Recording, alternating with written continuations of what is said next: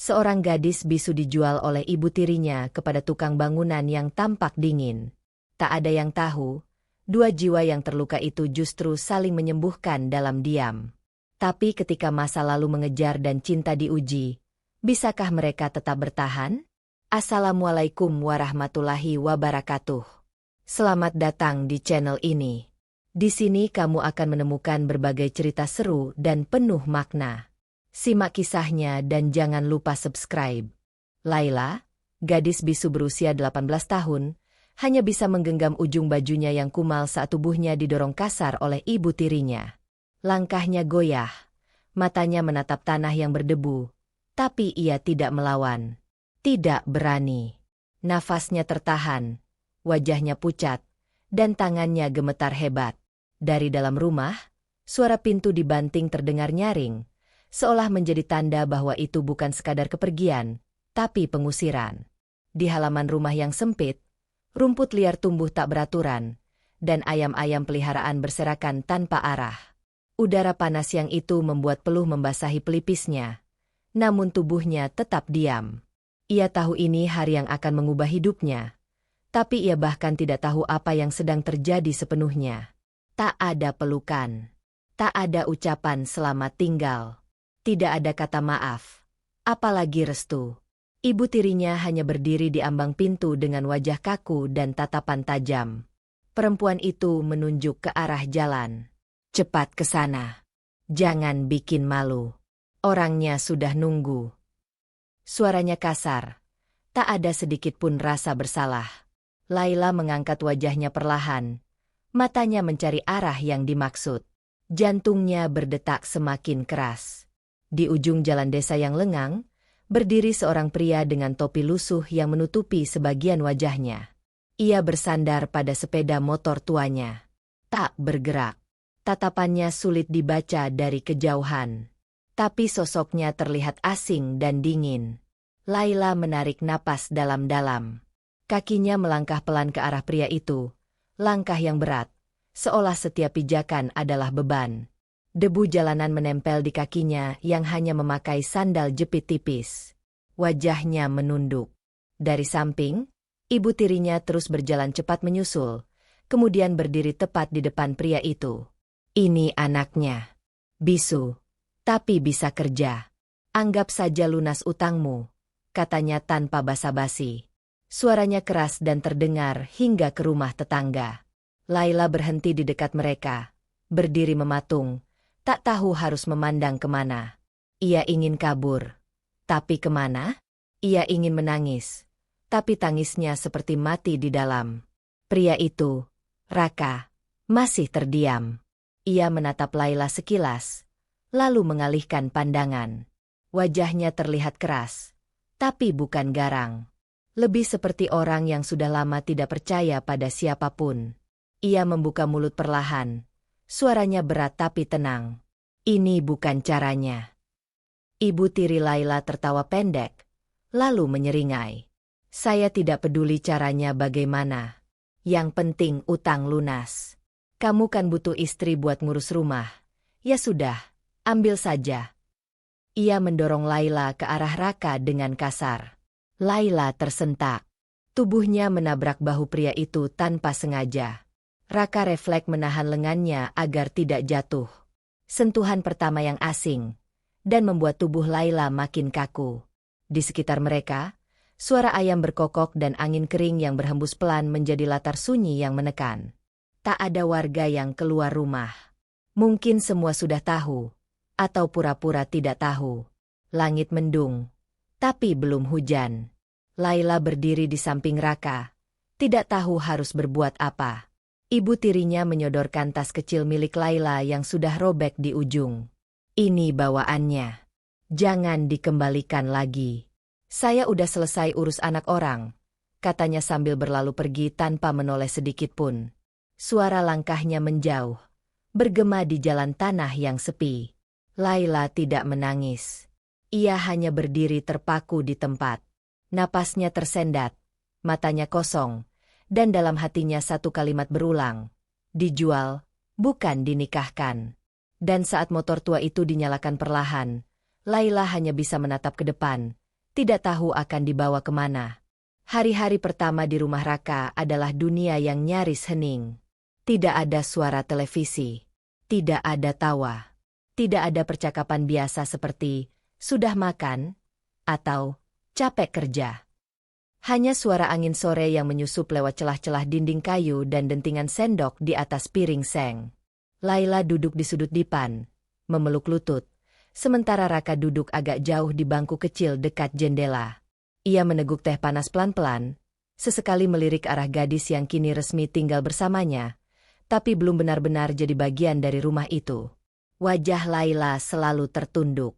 Matanya hanya bergerak mengikuti cahaya sore yang masuk lewat kisi-kisi. Tapi meski tanpa suara, ia memperhatikan. Dan Raka tahu itu. Raka memang bukan pria yang suka bicara. Sejak dulu, ia lebih nyaman dengan kerja tangan daripada basa-basi. Tapi sejak Laila datang, ia jadi lebih hati-hati dalam bergerak. Ia mulai menaruh piring makanan di meja dengan perlahan, seakan takut mengejutkan. Ia tidak pernah menyuruh, tidak pernah menunjuk. Tapi setiap pagi, ia menyapu halaman dan membelah kayu seperti biasa. Dan tanpa diminta, Laila mulai ikut. Ia memungut sampah plastik, menyiram bunga layu, dan kadang-kadang diam-diam mencuci gelas yang kotor. Awalnya canggung, tapi dari gerakan-gerakan kecil itu, mereka saling membaca. Raka tahu Laila tidak manja. Dan Laila tahu Raka bukan orang jahat. Suatu siang, Raka meletakkan piring berisi nasi dan telur di depan Laila. Ia menoleh sebentar. "Makan. Jangan ditunggu dingin," ucapnya pendek. Laila mengangguk pelan. Ia tidak mengangkat wajah, tapi tangannya bergerak cepat, memegang sendok. Raka tidak duduk di dekatnya, hanya berbalik ke arah pintu dan kembali ke pekerjaannya. Tak ada yang diucapkan lebih dari itu, tapi bagi Laila, itu sudah lebih dari cukup. Itu bukan paksaan, bukan perintah. Hanya sebuah ajakan sederhana yang membuatnya merasa tidak sendirian. Tetangga mulai bertanya. Beberapa melihat Laila menyapu pekarangan dan mencuci di sumur. Ada yang menatap iba, tapi lebih banyak yang mencibir. "Kasihan, dijual ke tukang bangunan," bisik seorang ibu di warung. "Gadis bisu itu kan anak tirinya Bu Rini." "Ya Allah, sampai segitunya," kata yang lain. Di pos ronda, suara lelaki tua terdengar keras. "Si Raka itu memang kebangetan. Dulu lulusan bagus, sekarang malah kawin sama anak buangan. Aneh dia itu." Berita itu cepat menyebar. Di desa kecil seperti itu, diam seseorang lebih mengundang tanya daripada ributnya berita kampung. Tapi Raka tidak menanggapi. Ia tetap bekerja, tetap pulang sore, tetap memperbaiki atap tetangga jika diminta. Laila pun hanya menunduk saat beberapa perempuan menyindir saat di sumur. Tapi dalam hati, ia mulai merasa berbeda. Raka tidak pernah menyentuhnya sembarangan. Tidak pernah marah. Tidak pernah menatap jijik. Dia memang menyelimuti rumah kecil mereka, tapi bukan diam yang menyakitkan. Diam itu seperti ruang kosong yang pelan-pelan diisi oleh hal-hal kecil yang berarti. Dan ketika suatu malam, hujan turun deras dan listrik padam, Laila terbangun karena suara langkah kaki di dapur. Ia berdiri di balik pintu, mengintip perlahan. Laila mulai belajar menulis huruf di balik koran bekas yang ia temukan di sudut dapur. Ia duduk bersila di lantai kayu yang dingin, dengan sebatang arang kecil yang ia ambil dari tungku. Tangannya kotor, wajahnya serius. Setiap huruf yang ia gambar terlihat ragu, tapi ada semangat kecil yang muncul di matanya. Di balik pintu, Raka berdiri diam. Ia memperhatikannya tanpa bicara. Wajahnya tidak menunjukkan apa-apa, tapi di dalam hatinya ada rasa yang sulit dijelaskan. Ia tidak menyangka gadis yang dulu datang ke rumahnya tanpa suara, kini mulai mencari jalannya sendiri, walau perlahan dan sederhana. Malam berikutnya, tanpa banyak kata, Raka pulang membawa dua benda yang dibungkus kain bekas. Ia meletakkannya di atas meja. Laila menoleh, bingung. Raka hanya berkata pendek, "Coba buka." Dengan tangan gemetar, Laila membuka bungkusan itu. Sebuah buku tulis lusuh dengan beberapa halaman yang sudah terlipat, dan satu papan tulis kecil lengkap dengan sepotong kapur putih. Laila menatapnya lama, mulutnya terbuka sedikit seakan ingin mengatakan sesuatu. Tapi tak ada suara. Ia hanya mengangguk pelan, lalu menunduk. Malam itu, saat lampu temara menyala redup, Laila menangis di dalam selimut tipisnya. Tangis yang pelan, tapi keluar dari hati. Bukan karena sakit, tapi karena baru kali ini ada yang percaya ia bisa belajar. Sejak itu, sore-sore mereka berubah. Seusai pulang kerja, Raka akan duduk di depan rumah sambil membenahi alat-alat tukangnya. Di sebelahnya, Laila akan menulis di papan kecil. Kadang salah, kadang terbalik. Tapi Raka tak pernah mengoreksi dengan suara tinggi. Ia hanya menunjuk perlahan, lalu mengulang. Yang ini huruf B, bukan D, katanya satu kali. Laila mengangguk cepat, lalu menulis ulang. Mereka masih tidak banyak bicara, tapi kini mereka terasa hangat. Tetangga mulai melihat perubahan itu. Dan meskipun cibiran tetap terdengar di sudut warung, beberapa warga mulai datang ke rumah Raka, minta dibantu membetulkan pagar, atap bocor, atau sekadar minta tolong pasang saklar lampu. Raka tidak pernah pasang tarif. Hanya menerima seikhlasnya.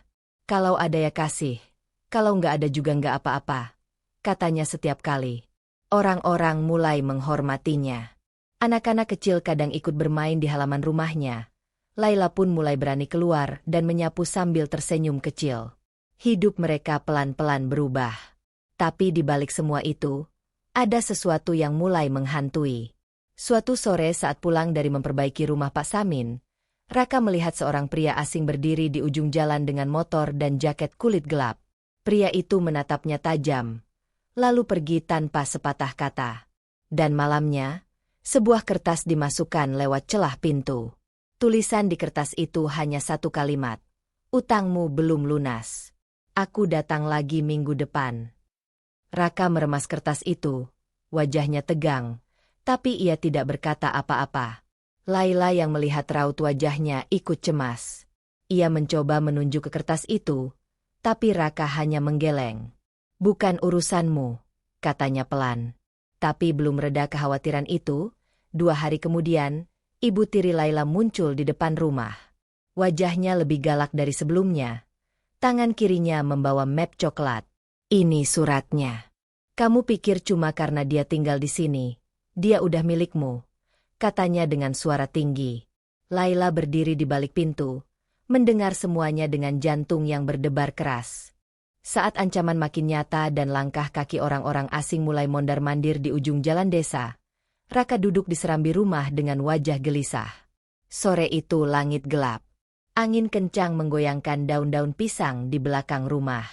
Laila duduk di lantai, menatap papan tulis kecilnya sambil menggenggam kapur putih yang sudah patah di ujung.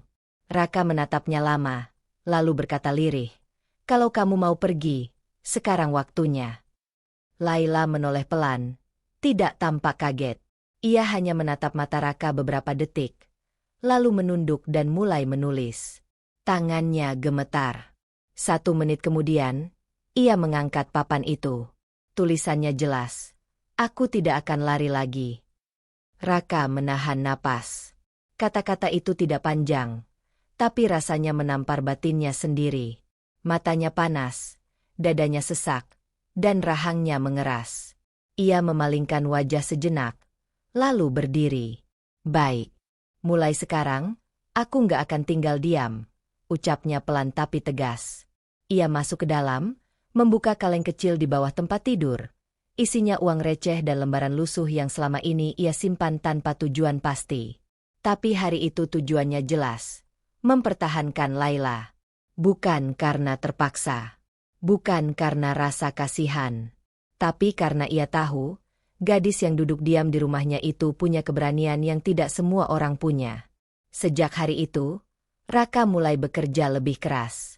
Ia berangkat sebelum fajar, membantu tukang bangunan di desa tetangga, memasang bata, mengecor lantai, membersihkan puing. Pulang sore hari dengan tubuh penuh debu, tapi wajahnya tidak pernah lesu. Di malam hari, ia menyusun rencana. Ia mencatat kebutuhan, menghitung biaya, dan mulai menulis permohonan pencatatan nikah ke balai desa. Beberapa kali ia datang sendiri menemui kepala desa, menjelaskan situasinya dengan tenang. "Saya tidak punya banyak, tapi saya tidak sedang main-main," katanya suatu hari sambil menatap lurus ke depan. Kepala desa mengangguk pelan, lalu bertanya, "Kamu yakin mau lanjut? Kamu tahu risikonya, kan?" Raka mengangguk. "Saya nggak takut sama mereka. Saya cuma takut kalau dia hilang dari rumah ini." Di luar kantor desa, Laila duduk menunggu di bawah pohon jambu. Saat Raka keluar dan tersenyum kecil, Laila berdiri dan tersenyum balik, meski matanya tampak lelah. Mereka berjalan pulang tanpa kata-kata, tapi langkah mereka sama, pelan, mantap, dan sejajar. Warga desa mulai memperhatikan. Ada yang heran, ada yang diam-diam memuji. Beberapa ibu-ibu yang dulu mencibir kini datang ke rumah hanya untuk bertanya, "Laila bikin sabun cuci sendiri ya? Boleh beli?" Anak-anak mulai memanggilnya Kak Laila, dan beberapa tetangga datang memberi beras atau sayur tanpa diminta. Perlahan, pandangan berubah. Mereka tak lagi menyebutnya gadis bisu yang dijual. Sekarang mereka bilang, "Laila itu beda. Nggak banyak ngomong, tapi hatinya berani." Dan ketika kepala desa datang ke rumah membawa 2 berkas untuk ditandatangani, Raka tahu, semuanya baru saja dimulai. Festival desa tiba dengan meriah. Lapangan kecil di tengah kampung dipenuhi warga sejak pagi.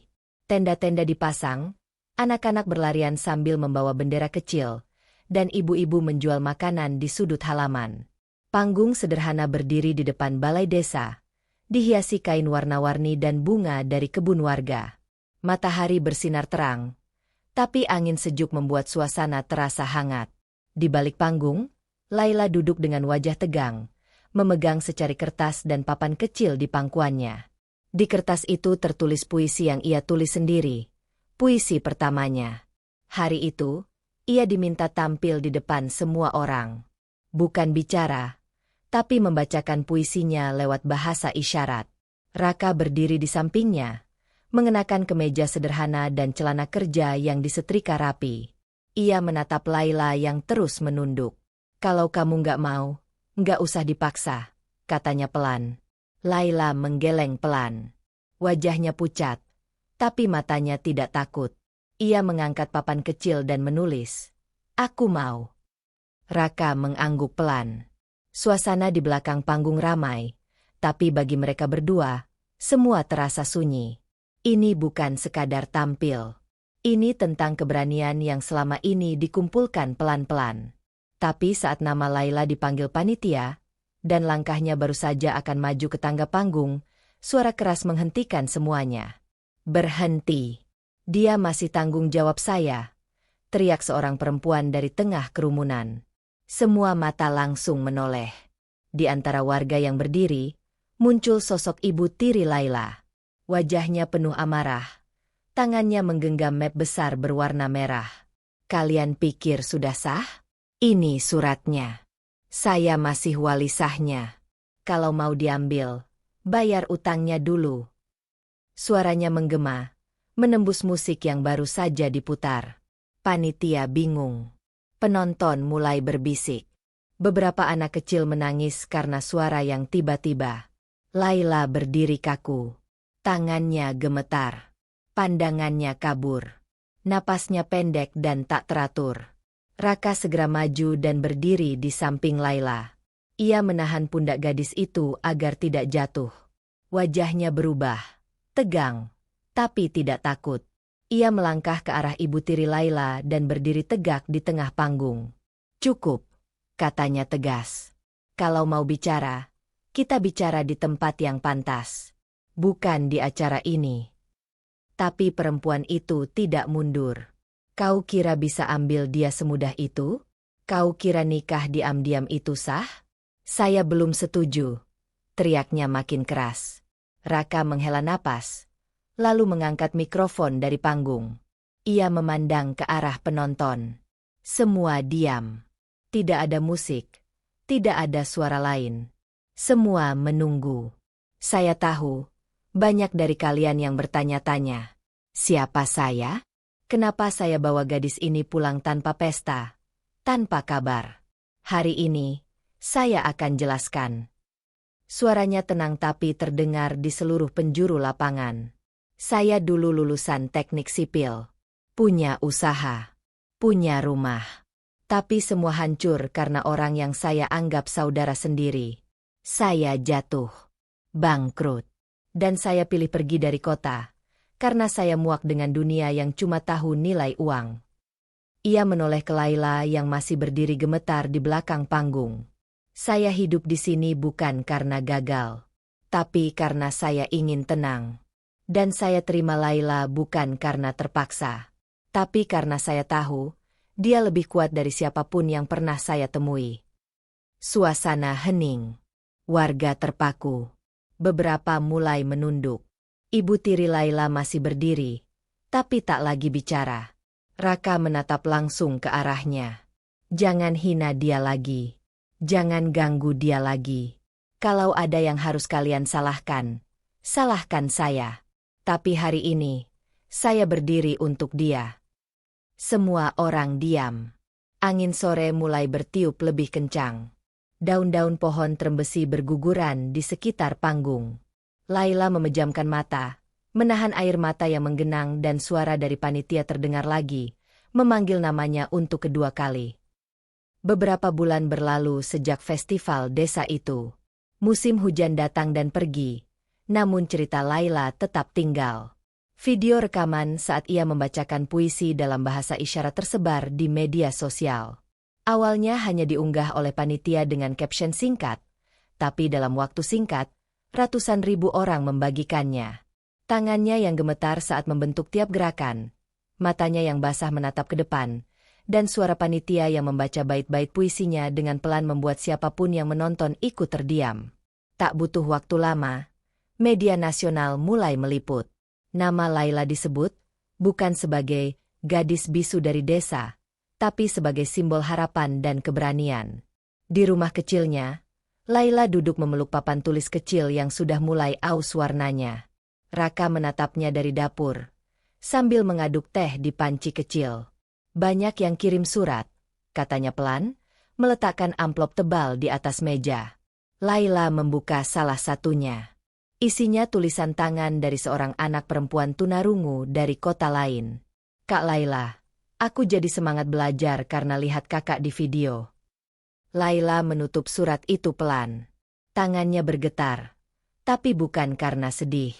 Ia menatap Raka, lalu menulis di papan, "Boleh aku buat rumah baca?"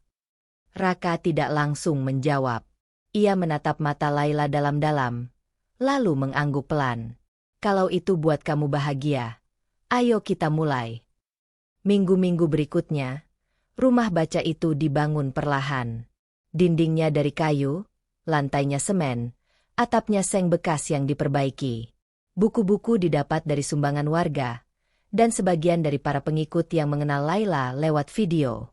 Anak-anak desa mulai berdatangan. Beberapa dari mereka tuli, beberapa bisu, beberapa hanya pemalu. Tapi semua disambut dengan senyum Laila dan gerakan tangannya yang lembut. Ia mengajari mereka membaca, menulis, dan yang paling penting, berani. Di satu sudut ruangan, tergantung papan kecil bertuliskan, "Kamu tidak harus bicara untuk bisa didengar." Tempat itu bukan sekadar rumah baca. Itu tempat di mana anak-anak yang dulu disembunyikan bisa berdiri dengan kepala tegak. Hari peresmian tiba. Langit mendung. Tapi tidak hujan. Warga berdiri mengelilingi rumah baca kecil itu. Seorang relawan muda membawa kamera. "Kita live streaming ya, Kak Laila," katanya. Laila hanya mengangguk. Ia berdiri di depan pintu rumah baca dengan baju sederhana warna biru muda dan kerudung tipis yang ia semat sendiri. Tangannya memegang papan kecil yang sudah ia siapkan dari malam sebelumnya. Ia mengangkat papan itu perlahan ke arah kamera. Tulisannya jelas dan padat. "Terima kasih karena tak pernah menuntutku bicara, tapi selalu mendengarku." Suasana hening. Tidak ada satupun yang berbicara. Kemudian, Laila menoleh ke arah kerumunan. Matanya bergerak pelan, mencari satu sosok yang ia tunggu. Di antara orang-orang yang berdiri, ada Raka, mengenakan baju lusuh dan topi butut yang biasa ia pakai saat bekerja. Ia hanya berdiri diam, tangan di saku, matanya berkaca-kaca tapi bibirnya tersenyum. Laila menunjuk langsung ke arahnya, dan seluruh kamera mengikuti arah jarinya. Semua orang tahu siapa dia. Tapi Raka tidak bicara apa-apa. Ia tidak melambaikan tangan, tidak angkat suara. Ia hanya berdiri dan tersenyum. Lalu, terdengar suara dari salah satu anak. Bu Guru Laila, boleh kita baca puisi hari ini? Laila menoleh, lalu mengangguk. Tapi saat ia melangkah masuk rumah baca, suara ponsel tua milik Raka berdering pelan. Dan di layar, muncul nama yang sudah lama tak muncul. Karena cinta sejati tak butuh suara, cukup keikhlasan dan keberanian untuk saling menerima. Semoga kisah ini mengajarkan kita untuk tak menilai dari luar, dan selalu percaya bahwa setiap luka bisa disembuhkan dengan kasih. Wassalamualaikum warahmatullahi wabarakatuh. Jangan lupa like, comment, share, dan subscribe untuk cerita inspiratif lainnya.